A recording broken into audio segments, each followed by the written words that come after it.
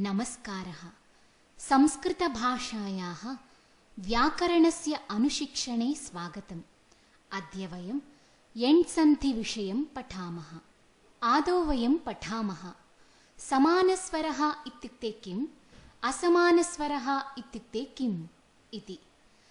अकारस्य समानस्वरो भवतः अ आ इति। अकारस्य असमानस्वराः भवन्ति इ ई उ ऊ ऋ ऋ ए ऐ ओ औ इति। एवमेव अन्येषां स्वराणां विषये अपि ज्ञातव्यम्। तदर्थम् एतां तालिकां पश्यन्तु। इकारस्य इकारः ईकारश्च इति एतौ स्वरौ समानौ भवतः। अन्ये स्वराः असमानाः भवन्ति। उकारस्य उकारः ऊकारश्च इति एतौ स्वरौ समानौ भवतः। अन्ये स्वराः असमानाः भवन्ति। ऋकारस्य ऋकारः ऋकारश्च इति एतौ स्वरौ समानौ भवतः। अन्ये स्वराः असमानाः भवन्ति। अधोलिखितां तालिकां ध्यानेन पश्यन्तु। यदि इकारात् परे असमानः स्वरः भवति तर्हि इकारस्य स्थाने यकारः भवति। पश्यन्तु, अत्र इकारात् परे अकारः अस्ति। अतः इकारस्य स्थाने यकारः आगच्छति। तदनन्तरं यकारेण सह अकारस्य संयोगः भवति। संयोगेन यकारः भवति। उदाहरणार्थम् अस्ति, अत्र इति पदद्वयम्। अस्ति इति पूर्वपदम्, अत्र इति उत्तरपदम्। अस्ति इति पूर्वपदे अन्तिमस्वरः इ भवति। उत्तरपदस्य पूर्वस्वरः कः? उत्तरपदस्य पूर्वस्वरः आ इति अस्ति। पश्यन्तु, अत्र इकारात् परे असमानः स्वरः अर्थात् अकारः अस्ति। अतः इकारस्य स्थाने य इति आदेशः भवति। अधुना य तथा आ इत्यनयोः संयोगः करणीयः। संयोगेन या इति वर्णः भवति। एवम् अस्त य आ त्र इति संयोगेन अस्त्यत्र इति रूपं भवति। तर्हि अस्ति अत्र इत्यत्र सन्धिकरणेन किं पदं भवति? अस्त्यत्र इति पदं भवति। यदि इकारात् परे आकारः भवति तदा किं भवेत् इति पश्यामः। आवर्णः अपि इकारस्य असमानः स्वरः अस्ति। अतः इकारस्य स्थाने यकारः भवति। तदनन्तरं यकारेण सह आकारस्य संयोगः भवति। तदा संयोगेन या इति भवति। उदाहरणार्थं जननी आहा इति पदद्वयम्। अत्र जननी इति पूर्वपदम् अस्ति। अत्र आहा इति उत्तरपदम् अस्ति। पूर्वपदस्य अन्तिमस्वरः ई इति अस्ति। उत्तरपदस्य पूर्वस्वरः आ इति अस्ति। ईकारात् परे असमानः स्वरः अस्ति वा? आम्, ईकारात् परे असमानः स्वरः आकारः अस्ति। तर्हि ईकारस्य स्थाने कः आदेशः भवति? ईकारस्य स्थाने य इति आदेशः भवति। य आ संयोगेन कः वर्णः भवति? संयोगेन या इति वर्णः भवति। तदनन्तरं न या संयोगेन किं भवति? न्या इति भवति। तर्हि जननी आहा इत्यत्र सन्धिकरणेन किं पदं भवति? जननी आहा इत्यत्र सन्धिकरणेन जनन्याः इति पदं भवति। पश्यत, अत्र पदद्वयमस्ति।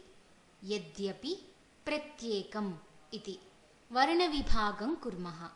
यद्यपि य आ द य आ प इ प्रत्येकं प र आ त य ये क आ म। अत्र य स्थाने इ लिखित्वा सन्धिविच्छेदं कुर्मः। यद्यपि य आ द इ आ प इ प्रत्येकं प र आ त इ ये क आ म।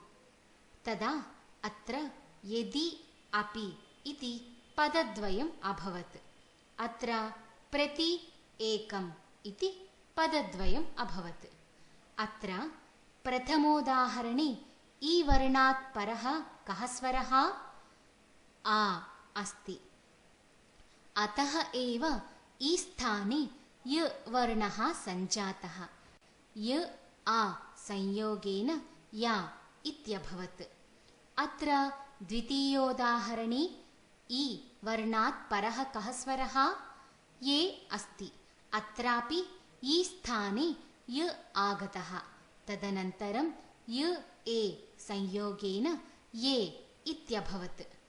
इकारात् उकारात् ऋकारात् अनन्तरं यदि असमानस्वरः भवति तर्हि इ स्थाने य भवति।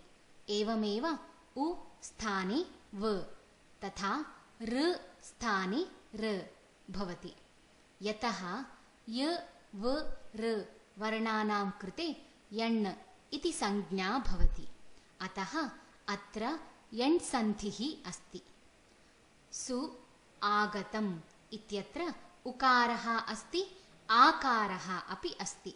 उकारस्य स्थाने वकारः भवति।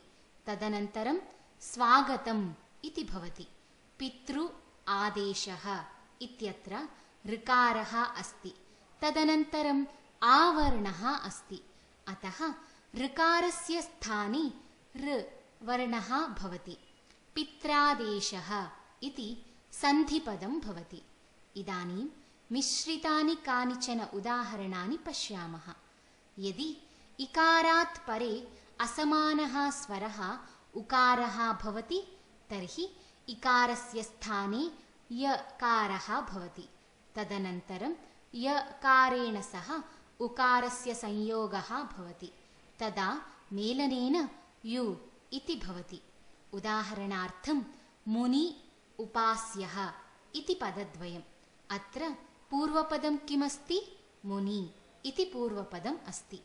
अत्र उत्तरपदं किमस्ति? उपास्यः इति उत्तरपदमस्ति। पूर्वपदस्य अन्तिमस्वरः कः? पूर्वपदस्य अन्तिमस्वरः इ इति अस्ति। उत्तरपदस्य पूर्वस्वरः कः? उत्तरपदस्य पूर्वस्वरः उ इति अस्ति। इकारात् परे असमानः स्वरः कः? इकारात् परे असमानः स्वरः उकारः अस्ति। तर्हि इकारस्य स्थाने कः आदेशः भवति? इकारस्य स्थाने य इति आदेशः भवति। संयोगेन कः वर्णः भवति? संयोगेन यु इति वर्णः भवति। तर्हि मुनि उपास्यः इत्यत्र सन्धिकरणेन किं पदं भवति? मुन्युपास्यः इति वर्णः भवति। यदि ऋकारात् परे असमानः स्वरः अकारः भवति तर्हि ऋकारस्य स्थाने ऋकारः भवति। तदनन्तरं ऋकारेण सह अकारस्य संयोगः भवति। तदा मेलनेन रा इति भवति। उदाहरणार्थं पितृ अंशः इति पदद्वयम्। अत्र पूर्वपदं किमस्ति? पितृ इति पूर्वपदम् अस्ति। अत्र उत्तरपदं किमस्ति? अंशः इति उत्तरपदम् अस्ति। पूर्वपदस्य अन्तिमस्वरः कः? पूर्वपदस्य अन्तिमस्वरः ऋ इति अस्ति। उत्तरपदस्य पूर्वस्वरः कः? उत्तरपदस्य पूर्वस्वरः आ इति अस्ति। ऋकारात् परे असमानः स्वरः कः? ऋकारात् परे असमानः स्वरः अकारः अस्ति। तर्हि ऋकारस्य स्थाने कः आदेशः भवति? ऋकारस्य स्थाने ऋ इति आदेशः भवति। संयोगेन कः वर्णः भवति? संयोगेन रा इति वर्णः भवति। तर्हि पितृ अंशः इत्यत्र सन्धिकरणेन किं पदं भवति? पितृ अंशः इत्यत्र सन्धिकरणेन पित्रंशः इति पदं भवति। तर्हि यदि उकारात् परे असमानः स्वरः इकारः भवति तर्हि उकारस्य स्थाने वकारः भवति। तदनन्तरं वकारेण सह इकारस्य संयोगः भवति। तदा मेलनेन वि इति भवति। उदाहरणार्थं साधु इदम् इति पदद्वयम्। अत्र पूर्वपदं किमस्ति? साधु इति पूर्वपदम् अस्ति। अत्र उत्तरपदं किमस्ति? इदम् इति उत्तरपदम् अस्ति। पूर्वपदस्य अन्तिमस्वरः कः? पूर्वपदस्य अन्तिमस्वरः उ इति अस्ति। उत्तरपदस्य पूर्वस्वरः कः? उत्तरपदस्य पूर्वस्वरः इ इति अस्ति। उकारात् परे असमानः स्वरः कः? उकारात् परे असमानः स्वरः इकारः अस्ति। तर्हि उकारस्य स्थाने कः आदेशः भवति? उकारस्य स्थाने व इति आदेशः भवति। संयोगेन कः वर्णः भवति? संयोगेन वि इति वर्णः भवति। तर्हि साधु इदम् इत्यत्र सन्धिकरणेन किं पदं भवति? साधु इदम् इत्यत्र सन्धिकरणेन साध्विदम् इति पदं भवति। यदि उकारात् परे असमानः स्वरः अकारः भवति तर्हि उकारस्य स्थाने वकारः भवति। तदनन्तरं वकारेण सह अकारस्य संयोगः भवति। तदा मेलनेन वा इति भवति। उदाहरणार्थं मधु अरिहि इति पदद्वयम्। अत्र पूर्वपदं किमस्ति? मधु इति पूर्वपदम् अस्ति। अत्र उत्तरपदं किमस्ति? अरिहि इति उत्तरपदम् अस्ति। पूर्वपदस्य अन्तिमस्वरः कः? पूर्वपदस्य अन्तिमस्वरः उ इति अस्ति। उत्तरपदस्य पूर्वस्वरः कः? उत्तरपदस्य पूर्वस्वरः आ इति अस्ति। उकारात् परे असमानः स्वरः कः? उकारात् परे असमानः स्वरः अकारः अस्ति।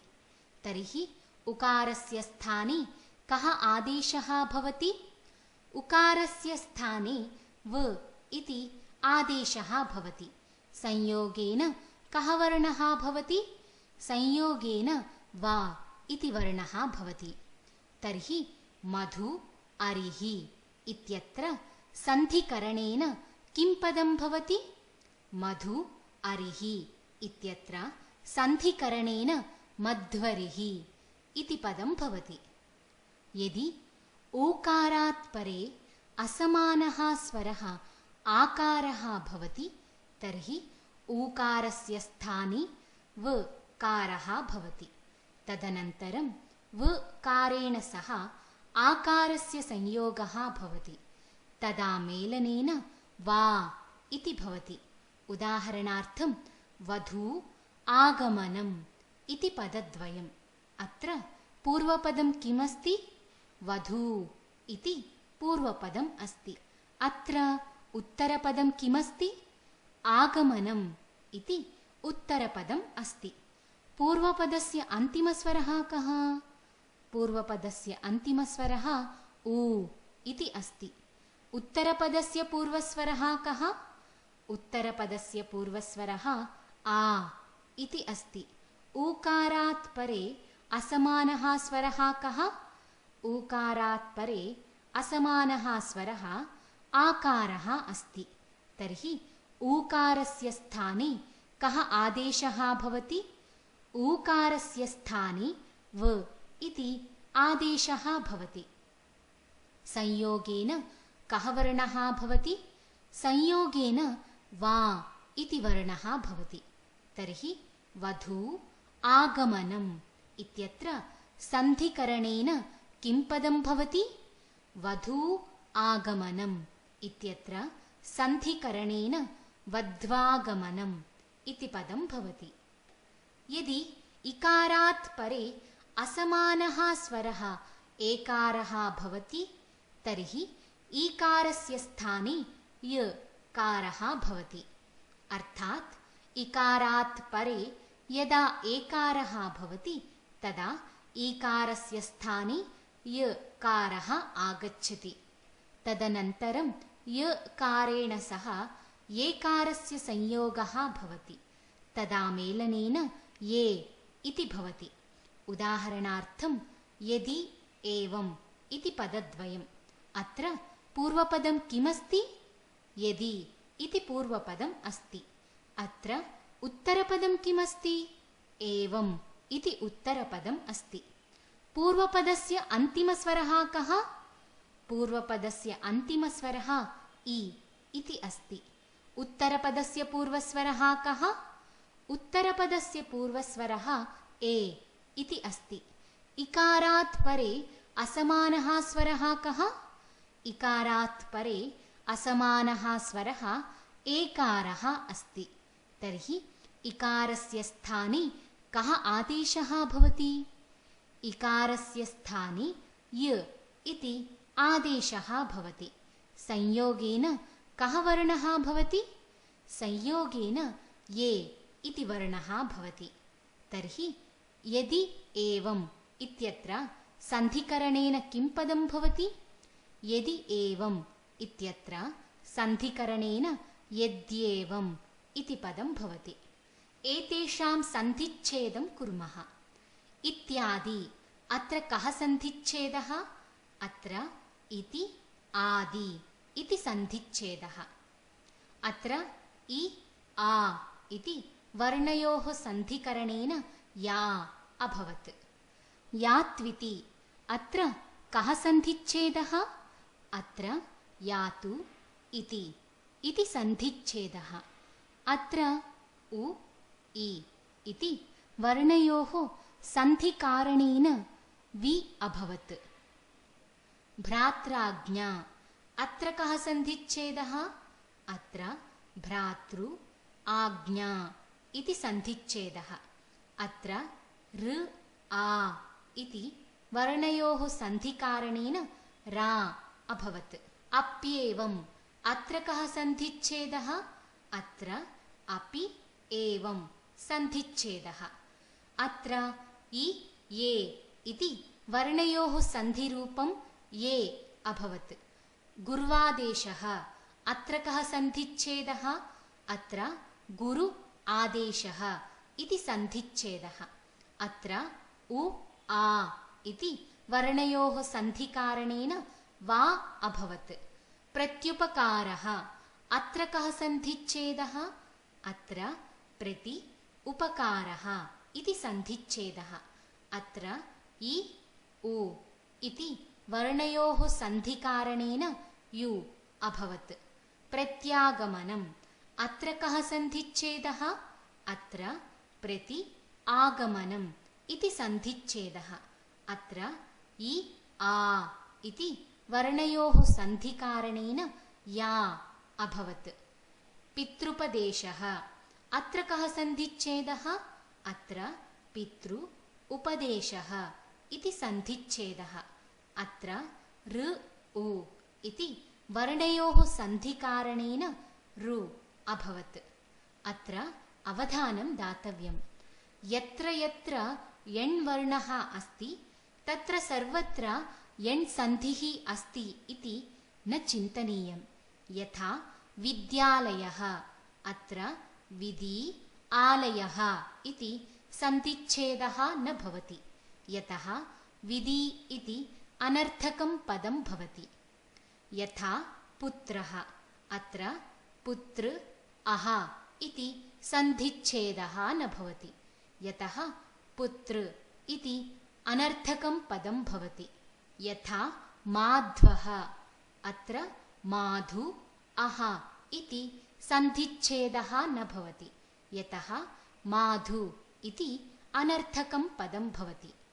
एतावता वयं सन्धिपाठे स्वरसन्धिविषयान्तर्गतं यण्सन्धिः इति विषयं पठितवन्तः। अग्रिमभागे पुनर्मिलामः। धन्यवादः।